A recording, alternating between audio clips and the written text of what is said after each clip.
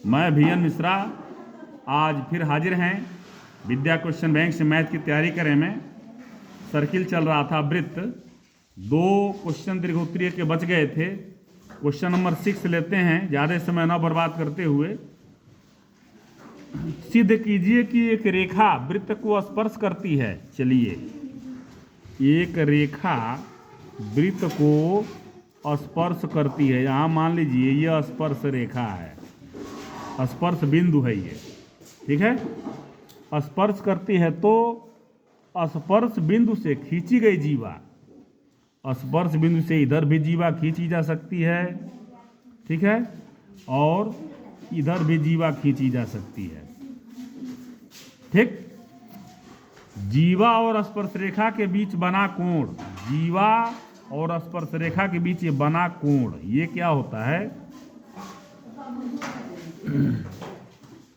स्पर्श रेखा के बीच बने कोण संगत एकांतर वृत्तखंडों के कोणों के बराबर होते हैं। तो इसका मतलब ये है कि इसमें एक एंगल बनाइए,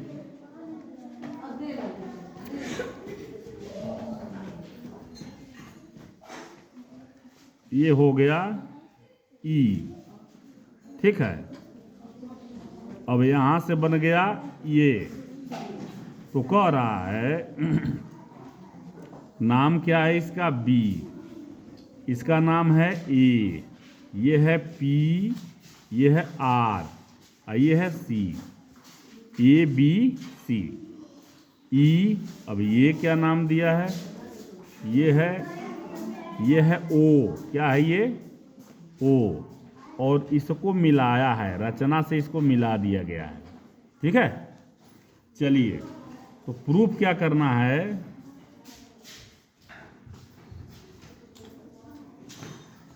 कि स्पर्श रेखा, इसमें 2 है, स्पर्श रेखा और जीवा के बना कोण BAR। अब यहां से भी एक जीवा खींच दीजिए ना,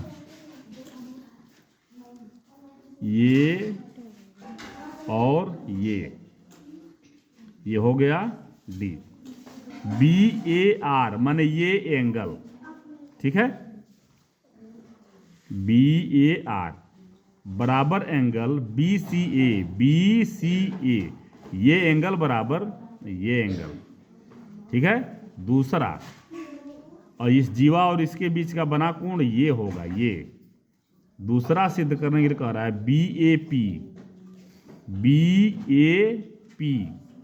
माने इसी जीवा द्वारा BAP, ये एंगल,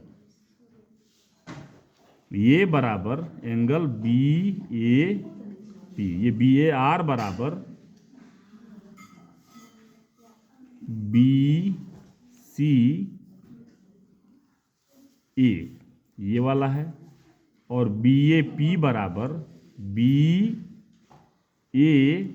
बराबर BDA, ये वाला एंगल। मतलब ये इसके बराबर, और ये जो एंगल है, ये एंगल मतलब PAB या BAP इस एंगल के बराबर होगा जहां कलम घूम रही है। बात समझ में आ रही है? Angle BDA। चलिए, ये तो हो गया। रचना में आप लिख देंगे कि हमने AE को मिलाया जो केंद्र O से होके जा रही है, और BE को मिलाया। अब देखिए, त्रिज्या स्पर्श रेखा पर लंब होती है। त्रिज्या, ये त्रिज्या है ना OA, स्पर्श रेखा पे लंब है। तो देखिए एंगल RAO,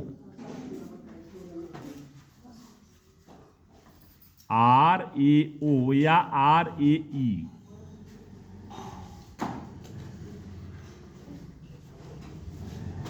RAE बराबर 90 अंश। यहां लिखेंगे त्रिज्या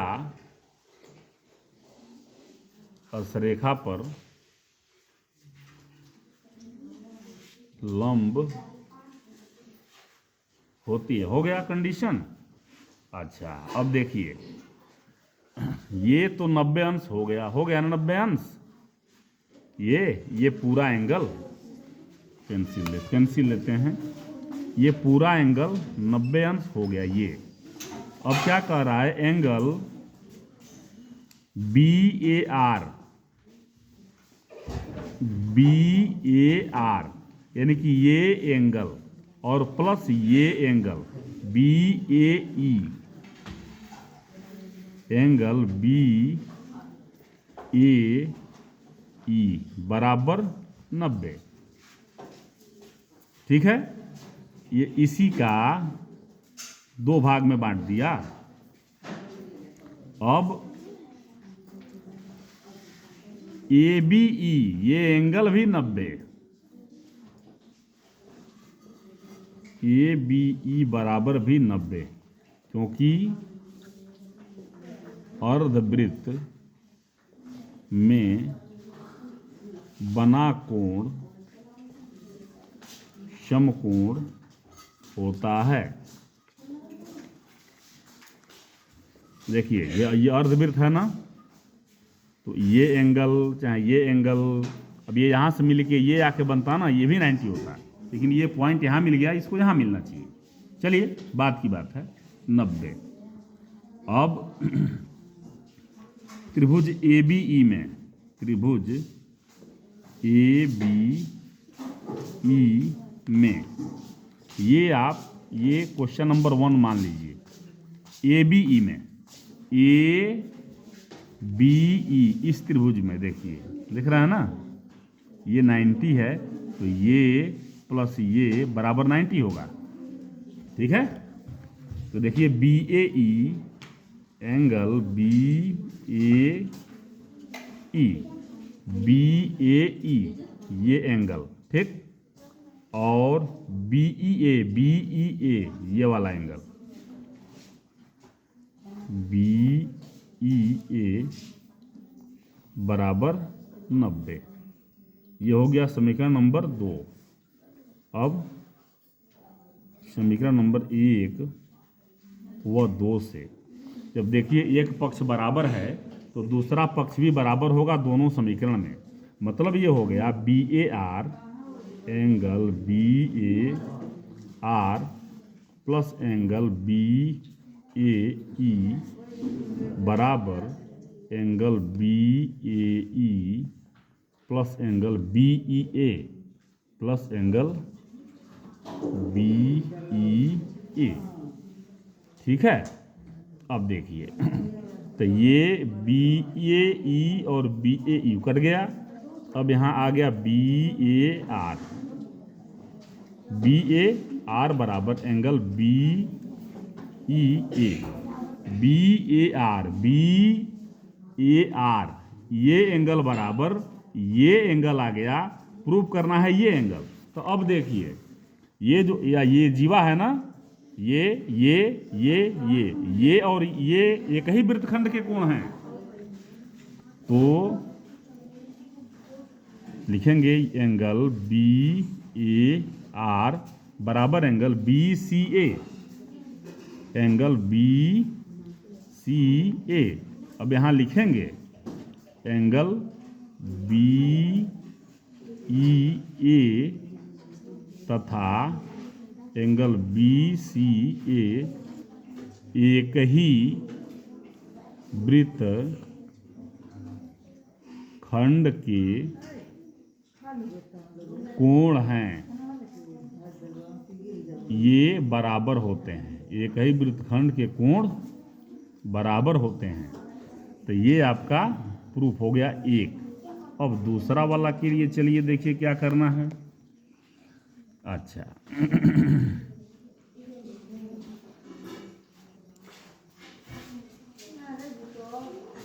अब देखिए यहाँ BAR प्लस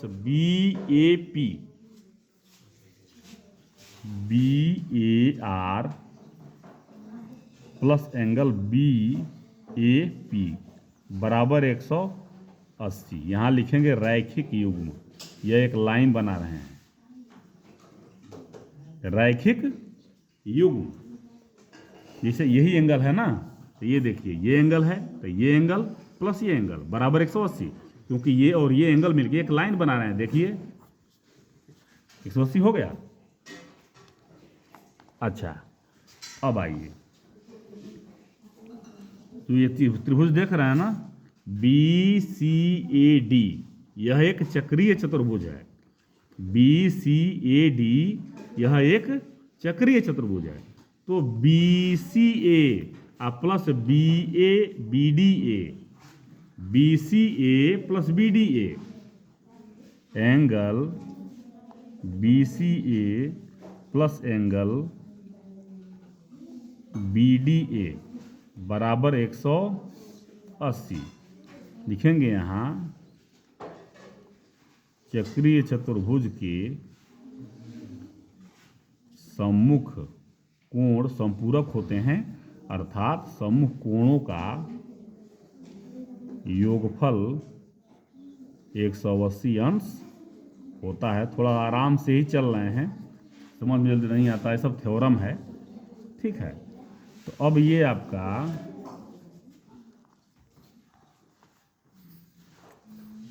ये भी 180, ये भी 180, कोई दिक्कत? तो ये बराबर ये होगा।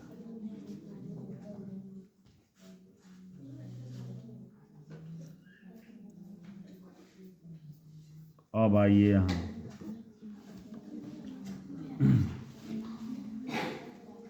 अब इसको मान लीजिए 3 और इसको मान लीजिए 4।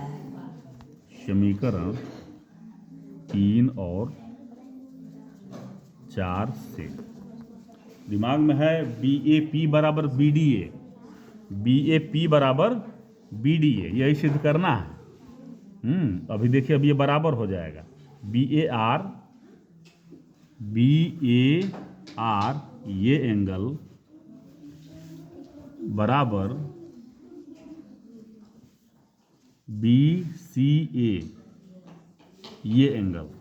आइए देखते हैं, angle BAR plus angle BAP बराबर angle BCA plus angle BDA। ठीक है, ठीक है। अच्छा, अब आप सिद्ध किया गया है कि ये एंगल बराबर ये angle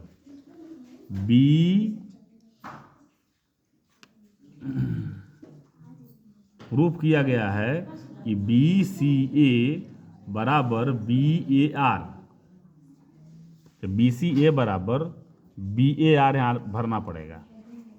angle BAR plus angle BAP। अब यहाँ लिखिए, यहाँ BAR प्लस एंगल BDA यहाँ लिखना पड़ेगा, ऊपर सिद्ध किए हैं, ठीक है। अब ये BAR कट जाएगा, तो एंगल BAP बराबर एंगल BDA, ये हो गया, प्रूफ हो गया। बात समझ में आ गई? तो इस वीडियो को कई बार देखेंगे, इसलिए पेंसिल का यूज़ किया हूँ। अब थोड़ा सा यहाँ देख लीजिए, देखिए मैं इसको ज़रा मिटा देता हूँ पहले।